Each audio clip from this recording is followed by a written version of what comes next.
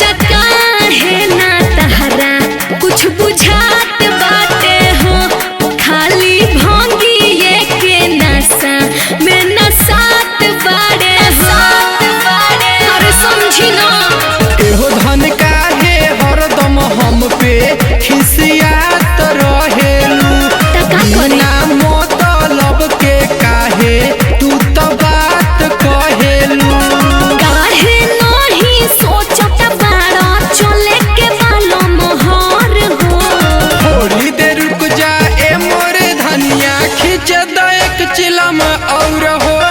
थोड़ी देर रुक जा ए मोरे धनिया, खींच दो एक चिलम और हो।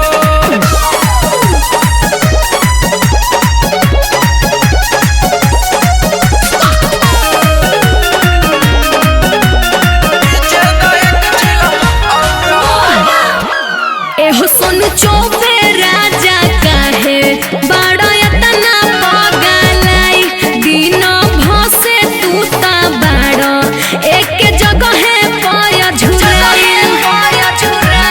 खुशबू शर्मा छोड़ टेंशन ले लो बाबा के नाम, श्यामराज संगे बैठी के